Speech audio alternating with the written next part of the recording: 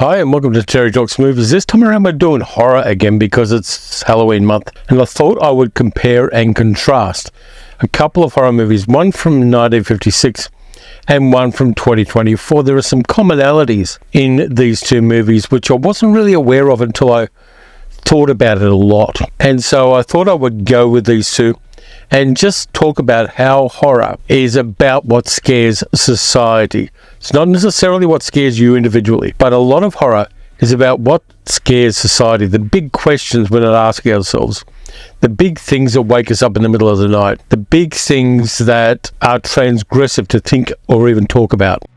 So the first movie I got for you, I got by happenstance. I found a DVD of it in an op shop for a couple of bucks the other week, and I thought I've got to do that for a video.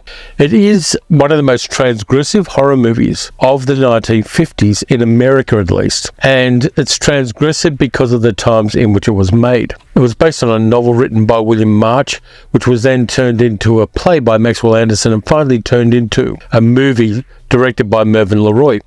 The Bad Seed, starring Patty McCormack, Nancy Kelly, William Hopper, and Henry Jones. And this one is a banger of a film.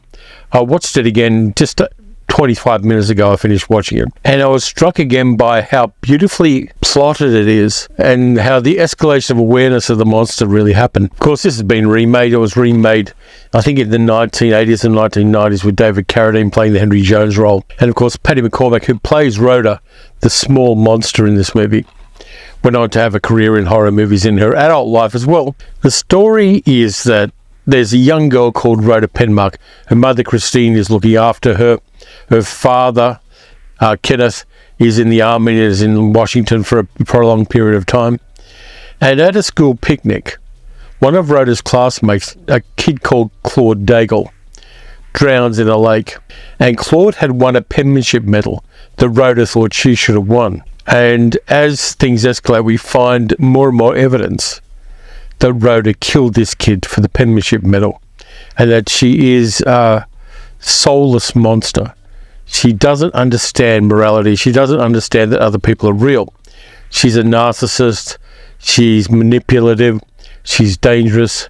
She's done this before, and she is a kind of creature that the society she lives in, and particularly her mother, can't handle. That's where the title comes, A Bad Seed. And we find out that Christine herself was adopted, and her mother was the same kind of monster as her daughter is. The mad gene has jumped a generation, perhaps, though there is some evidence that Christine has denied this part of herself. She doesn't always get social cues, and she's not quite right, if you know what I mean. And this movie, when I first saw it, it was on TV. I think it was on late at night. Bill Collins was showing it on Golden Years of Hollywood or something like that. And it blew me away because these kind of movies, particularly when I might have been 12 or 13 at the time, staying up late a little bit sneakily. These movies hit hard because they weren't the kind of movies that people encouraged kids to watch. Movies where the child is the monster, movies where the child is a psychopath, movies where a child burns a handyman in a cellar. Not the kind of movies that Walt Disney was putting out at the time. Most of the cast, except for William Hopper, who was the son of Hedda Hopper, the gossip columnist in the 1900s, were from the original stage play. And so they knew their roles fantastically.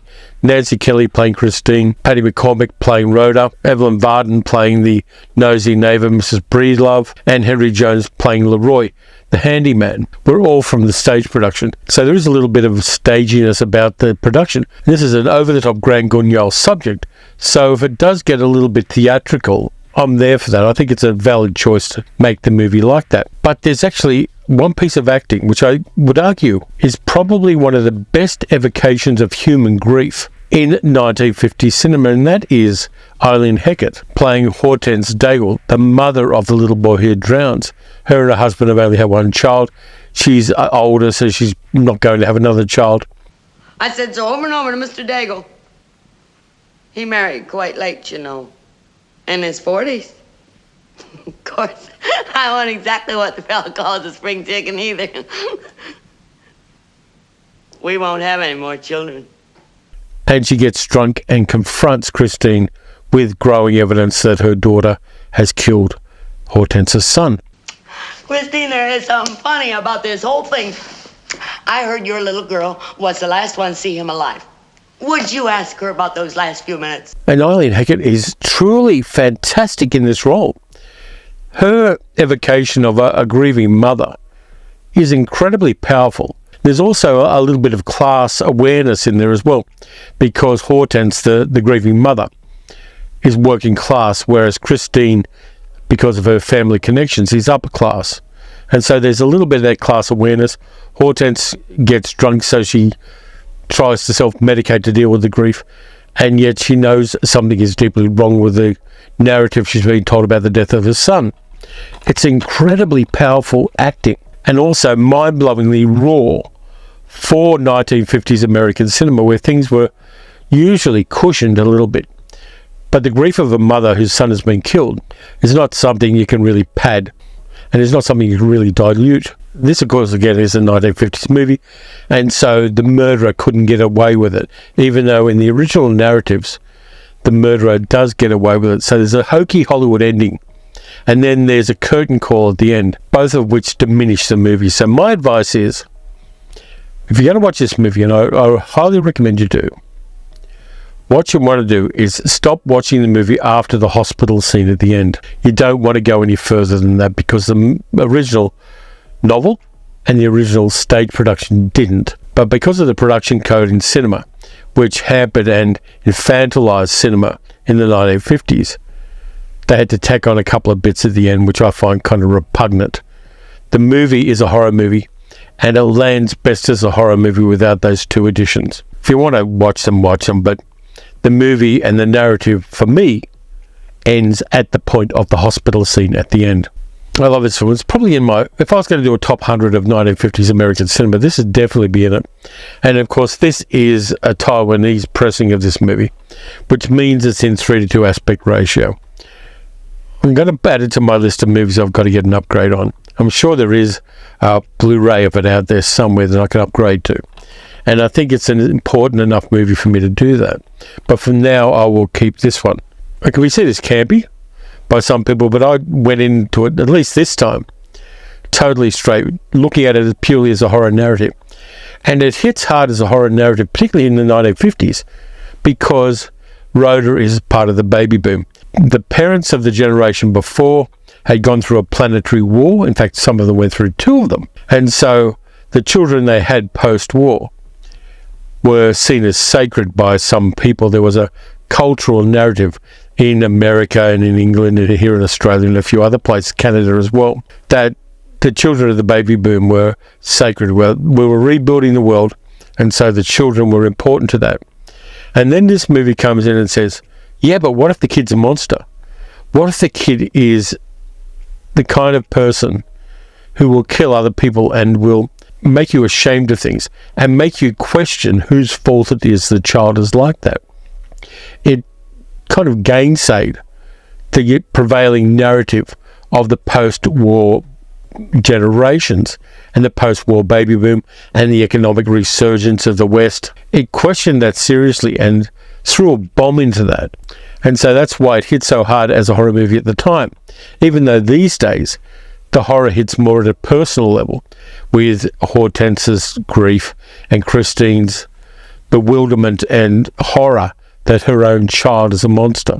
Like all good horror movies, it digs at the weak points of the times in which it's made. And so many horror movies forget that message, but the best of them don't. Even movies like The Babadook, Jennifer Against the Babadook, is about the troubles a single mother has raising a child by herself. And so movies are mirrors on society, but dark mirrors if they're horror movies. And The Bad Seed is a dark mirror on the prevailing belief system of Western societies. And I love it for that. I love the fact that it was gutsy right up to the point where the studios wouldn't let it be gutsy anymore. In fact, I've been told there were 3 different endings filmed for this one, which shows that kind of limitation, that shackling of narrative and shackling of cinema that the production code created in America. I loved rewatching this movie. I'll probably rewatch it every few years, I think. As a horror movie, it lands well. As a movie reflecting its times. It lands well. The acting is all on point. You should check that movie out if you haven't. If you haven't seen it for a while, it may be time to rewatch it. Then we're going to go to 2024, and we're going to go to a movie which is also transgressive against the social mores of its time. It's the fourth movie starring a character who is becoming a cultural phenomenon in the current times, Art the Clown. And of course, the movie is Terrifier 3. The fourth movie starring Art the Clown. Umbrella Entertainment have put out the Terrifier This Is Art collection. I've reviewed it before. There's the collection there with Art the Clown on it. And the latest Art movie, by the way, there is going to be a Terrifier 4. I saw it at the cinema this week. It works. Damien Leone, who started out as a special effects guy, created Art the Clown and created the Terrifier movies, and decided he wasn't going to be hampered by the studio system. After Terrifier 1 and 2 and All Hallows Eve made money, Damien Leone was courted by a whole bunch of different studios who wanted to finance his next movie, being Terrifier 3. He said no. And he said no for an interesting reason. He didn't want to weaken the horror of the narrative.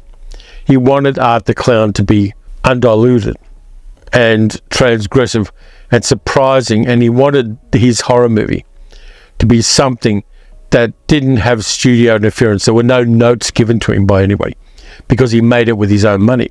The budget in this one was $2 million US. And he made half of that back just on Australian box office, because the Australian box office is well over $1 million now, and the American box office is 72 million. This movie is doing much better than Joker or Folie à Deux. It's doing much better than all the other movies that came out in the week it came out, and its second week is looking to be really great as well. Traditional movie critics and traditional journalists are confused to hell at this cultural phenomenon that Art the Clown and the Terrifier movies has become. For those who came in late, Art the Clown is a demon, essentially. A clown mime who does not ever make a sound. He mimes broadly, and he is a killing machine. There is no one he will not kill if he wants to. There is nothing he will not do to kill people. He will create elaborate devices to murder people with. And in fact, in Terrifier 3, he creates a liquid nitrogen cannon, which he uses along with a hammer. So he sprays liquid nitrogen on people and then shatters their flesh with hammers. This movie is really transgressive, but it's not transgressive in a totally realistic way. The gore effects and the horror effects in this movie aren't as realistic, say, as the French New Extremity movies are. There's always that little bit of 1990s gore about them, where the blood is a bit gelatinous and the guts is a bit gelatinous, and there's stringy bits as well. So it doesn't look like real flesh does when real flesh is tortured. It always has that slight abstractness about it, which I like, because I think that stops it from being gratuitous. And of course, this is a Christmas movie as well. We have Art the Clown, who has been in hibernation, along with Victoria Hayes, who is one of his victims who's been terribly mutilated and disfigured in the previous movies. And Victoria is possessed by a demon called the Little Pale Girl, who we saw in the second movie. And in some ways, Victoria is at least as bad as Art. There's a scene just before Art and Victoria go into a 5-year hibernation, which shocked me. Let's put it that way. I thought, Damien Leone is hitting this one for a 6. This is going to be a roller coaster ride. So Art and Victoria go into hibernation for 5 years in some very unusual ways in an abandoned house. And as they are resurrected, they kill a couple of workmen who are coming in to look at demolishing the building. It's Christmas time as well, and the young woman who killed Art in the previous movie before his resurrection, and he's resurrected in Terrifier 2 in a very unusual way, is a woman called Sienna, played by Lauren Lavera, who was a teenager at the time and was given a magical sword by her father to defend herself against anything that would hurt her. And she's cut off Art's head. Art is reborn in the second movie, and Art is going after Sienna and her brother Jonathan, played by Elliot Fulham. Now, Jonathan is now at university. and he's got his own traumas.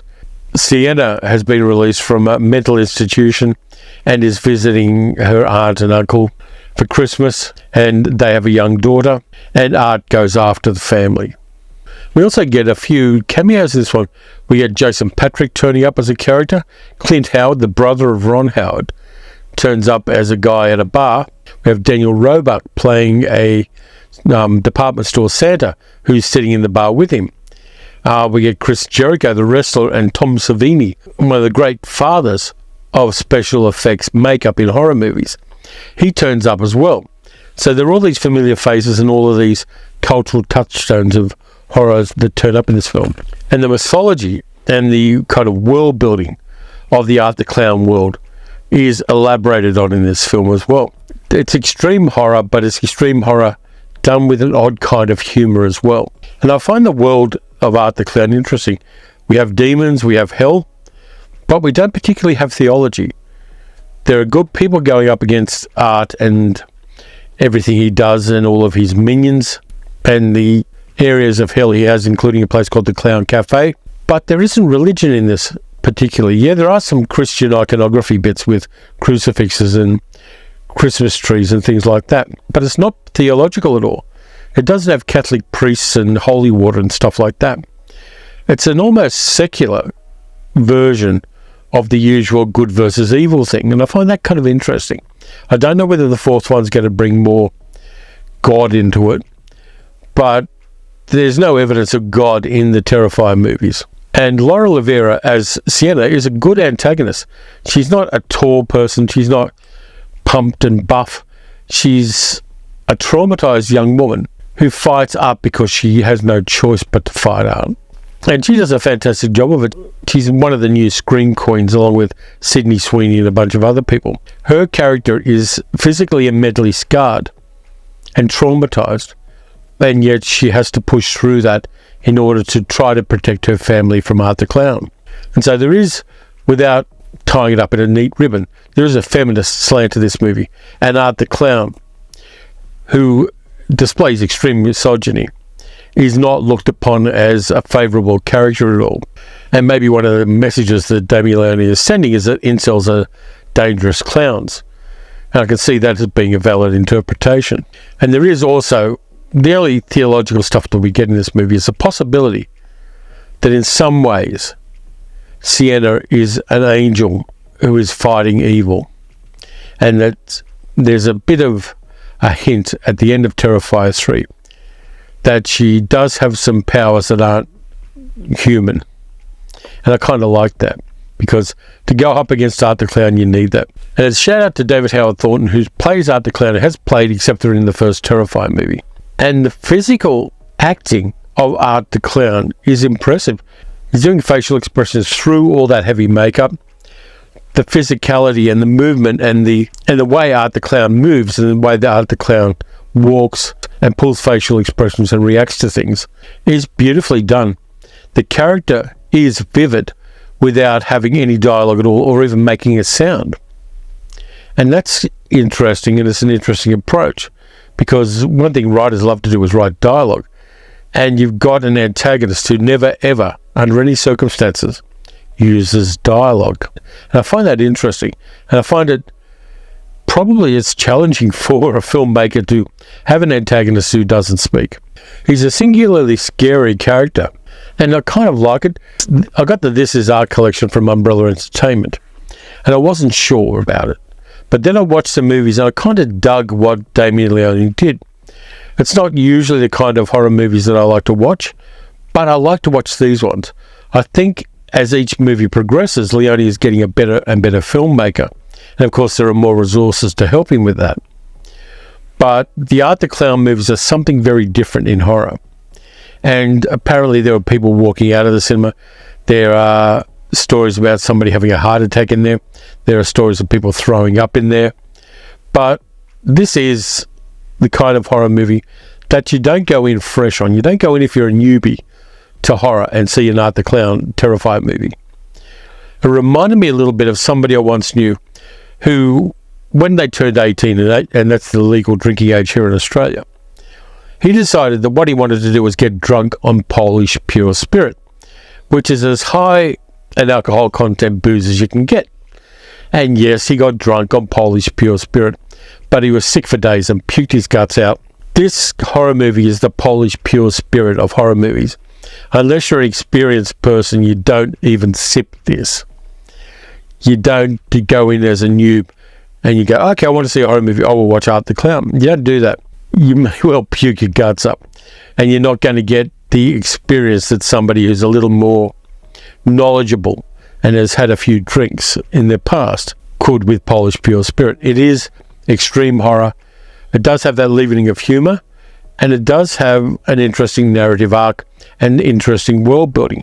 It isn't for everybody any more than Polish pure spirit is, or eating truffled eggs or olives or any food or drink that requires a little bit of a learning curve. But if you're into horror, it's done well. It creates a world that's interesting. It has an antagonist who is unique in cinema. And I'd recommend it for people who like horror movies. It's doing crazy well at the box office here in Australia and in America. And it's not just because people want to be edgy and want to see the most extreme horror they can. It works because it reflects the times in which we are living. And that horror is misogynistic incels who do transgressive things, and a strong female protagonist who will fight him every step of the way. That's part of our contemporary narrative, in the same way that the idolatry of children was in the 1950s when The Bad Seed came out. Horror movies reflect the times in which they're made, if they're any good at all. To be honest with you, Terrifier 3 is a good film. Not for everybody, but it's extremely good at what it does. And I want to see the next part because there is a cliffhanger that needs to be resolved in this movie. I'm kind of impressed that Damien Leone did some of the things he did in this film. There's a scene at a mall Santa where art takes over being the mall Santa. And that goes in a direction that I don't think anybody has ever gone in cinema. It's over the top, it's outrageous, and you go, oh, they went there, and yes, indeed, they went there. So if you're into horror, and if you've seen the previous movies, you're going to enjoy Terrifier 3. Like I said, it's not for everybody. A middle-aged geek girl won't watch it, for instance, because she's not into that kind of horror. But for me, I've expanded what I see as entertaining horror by watching the Terrifier movies and a couple of other things. Will I watch Terrifier 3 again? I may do a binge of the first 3 or 4 movies sometime in the future. But again, you've got to be the right kind of film buff to watch this successfully and to watch this with any kind of entertainment. So that's it for this time around. Thanks a lot for watching. Let me know which of these 2 movies you're going to watch and whether you would watch them both, and whether you think that linkage I make between how horror reflects the times in which it's made is a valid one or not. If you enjoyed the video, like, subscribe, hit the notification bell, do all that stuff. Leave me a comment. Let me know what you think about it, whether you're going to watch Terrifier 3, whether you're going to watch Terrifier 4, whether you're going to go back and watch All Hallows Eve, the first 2 Terrifier movies, and whether you're going to go and watch The Bad Seed again. We live in interesting times cinematically, and the fact that a $2 million horror movie can totally blitz everything else in the box office, including movies that cost $200 million to make, is interesting from a sociological viewpoint. And I'm not sure exactly what it says about cinema as it is in 2024, but it's kind of interesting that it happened. You can also support the channel, by the way, by becoming a channel member or by becoming a patron at patreon.com/TerryTalksMovies. And you do get some extras. You get my Spotify playlists every month. You also get early access to my travel vlogs where I wander around talking about movies and talking about Australia and talking about where I am and what I'm doing. They will hit for the Patreon people and for the channel members 2 weeks before the main channel gets them. Next up, we've got the midweek video, and I've got a couple of things lined up for that, which are still kind of sort of horror, but aren't anywhere near as extreme as the Terrifier movies. And then, of course, we get back into Science Fiction Saturday once more. So until all that happens, watch some good movies, watch some bad movies. Give art a go if you dare, and I'll catch you next time.